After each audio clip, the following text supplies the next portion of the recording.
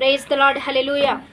దేవుని నామానికి మహిమ కలుగును గాక. ప్రియ దేవుని బిడ్డలారా, ప్రతి ఉదయకాలం వస్తున్న వాగ్దానం చూస్తున్నా ప్రియ దేవుని బిడ్డలందరికీ ప్రభు అయిన యేసుక్రీస్తు నామం పేరిట ప్రత్యేకమైన హృదయపూర్వకమైన వందనాలు తెలియజేస్తూ ఉన్నాను. దేవుని బిడ్డలారా, మీ అందరూ కూడా బాగున్నారా? ప్రతిదిన వస్తున్న వాగ్దానం చూస్తూ దేవుని నామాన్ని మహిమపరుస్తూ ఉన్నారా? మహిమకరంగా జీవిస్తూ ఉన్నారా? వాగ్దానాన్ని అప్లై చేసుకుంటూ ఈరోజు ఒక ఉజ్జీవంతో, ఒక ఉత్సాహంతో ఒక రోజును ప్రారంభిస్తూ ఉన్నారా? దేవుని బిడ్డలారా, ఈ రీతిగా మీరు జీవించాలనే దేవుడు ప్రతిదినం కూడా వాగ్దానం ఇస్తూ ఉన్నాడు. మీతో మాట్లాడుతున్నప్పుడు ధైర్యపరుస్తూ ఉన్నాడు. ఈరోజు ఏ కృపనిచ్చి లేపుతున్నాడు చూద్దాం. పరిశుద్ధ లేఖన గ్రంథంలోంచి గ్రంథము 55వ అధ్యాయము 3వ వచనం చదువుకుందాం. చెవియొక్కి నా యొద్దకు రండి, మీరు వినిన ఎడల మీరు బ్రతుకుదురు, నేను మీతో నిత్య నిబంధన చేసేదను, దావీదునకు చూపిన శాశ్వతమైన కృపను మీకును చూపేదను. ఈరోజు దేవుని బిడ్డలారా, బలమైన వాక్కును దేవుడు ఇస్తున్నాడు.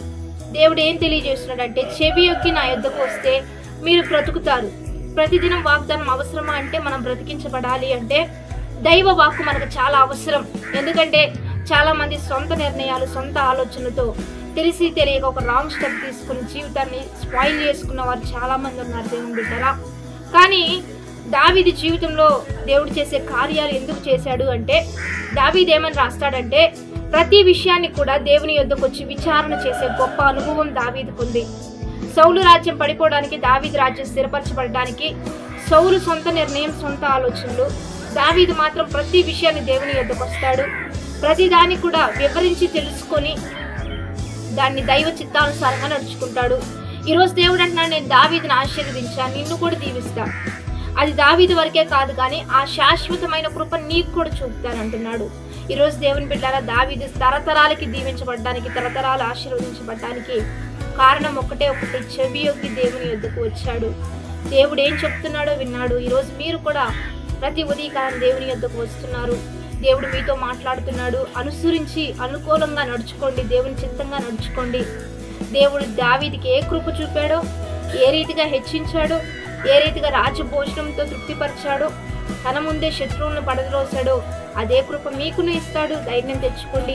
ఈరోజు అంత సంతోషంగా ముందు కొనసాగడం. ప్రార్థన చేద్దాం. పరిశుద్ధుడా, మహోన్నతుడా, గొప్ప దేవా, మాకు ఇచ్చిన ఇటువంటి వాగ్దానాన్ని బట్టి నీకు మహిమ. ఎంతమంది బిడ్డలు ఈ వాగ్దానం చూస్తున్నారో శాశ్వతమైన కృప చూపించండి. చెవియొక్కి మీ యొద్దకు వస్తూ ఉండగా ఈ దినమెల్లా ఉత్సహించి సంతోషించే గొప్ప ధన్యత ద్వారాలు తెరవయ్యా. ఇది మొదలుకొని నిరంతరం బిడ్డలు నీలో ఎదుగుతూ ఉండగా, భరిస్తూ ఉండగా, విశ్వాసంలో ముందుకు కొనసాగుతూ ఉండగా, వారి అక్కర్ల అవసరతలన్నీ తీర్చి గొప్ప స్థాయిలో, ఉన్నతమైన స్థాయిలో వారిని నిలవబెట్టి ముందుకు కొనసాగించమని ప్రభువైన యేసుక్రీస్తు నామం పేరట అడిగి వేడుకొని ప్రార్థిస్తూ ఉన్నాము గొప్ప తండ్రి, ఆమేన్. కాబట్టి దేవుని బిడ్డలారా, వాగ్దానం మీ సొంతం చేసుకోవడమే కాదు, కానీ అనేకులకు పంచిపెట్టండి, అనేకులను ధైర్యపరచండి, అనేకులను జ్ఞాపకం చేసుకోండి. మంచి కామెంట్ చేయండి, మీ సాక్ష్యాన్ని వ్యక్తపరచండి.